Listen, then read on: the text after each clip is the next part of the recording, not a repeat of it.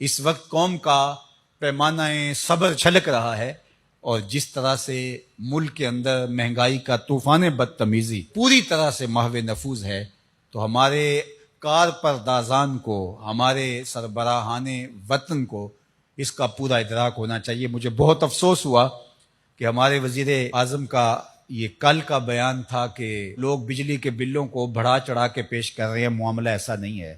اور میاں کس کونے میں بیٹھے ہوئے ہو؟ ذرا آ کر کے دیکھو، غریبوں کے لیے تو زندگی برقرار رکھنا اوکھا ہو گیا ہے۔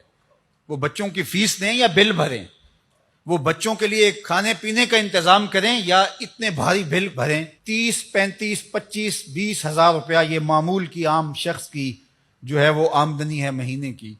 مجھے کوئی شخص بجٹ بنا کے دکھائے، اپنا کچن چلا کے دکھائے، جس طرح مہنگائی کا افریت پوری طرح سے شیش ناک کی طرح پھنکا رہا ہے، تو کس طرح ممکن ہے؟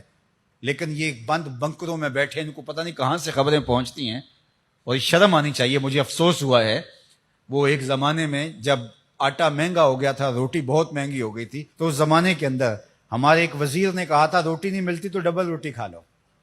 بری عقل و دانش ببائے گریز، کہتے ہیں اس عقل پہ رونا چاہیے۔ جو روٹی خرید نہیں سکتا وہ ڈبل روٹی کہاں سے خریدے گا؟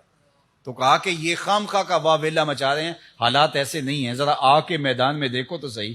جو غریب آدمی اپنی ماہانہ تنخواہ سے زیادہ بل کی پرچی لیے کھڑا ہے، کس طرح معاشرت کے اندر اپنی زندگی گزار سکتا ہے؟ تو اس کا اگر پیمانہ چھلک گیا اور حالات کنٹرول سے باہر ہو گئے تو اس وقت ہمارا ملک اس کا متحمل نہیں ہے۔ ہمارے جو معاشی حالات ہیں بالکل اس کے متحمل نہیں ہیں، اور اس وقت جو لوگوں کو عدم اطمینان ہے، پاکستان کے ہر شعبے سے، ہر ادارے سے، حکومت سے، سب لوگوں سے لوگ اکتائے بیٹھے ہیں۔ تو یہ در کھل گیا نا تو پھر یہ بند ہونا مشکل ہو جائے گا۔ اس لیے اس پر غور و تدبر کیا جائے اور لوگوں کے پیمانہ صبر کو لبریز ہونے سے روکا جائے۔ اللہ میرے وطن کو اپنی رحمتوں کے حصار میں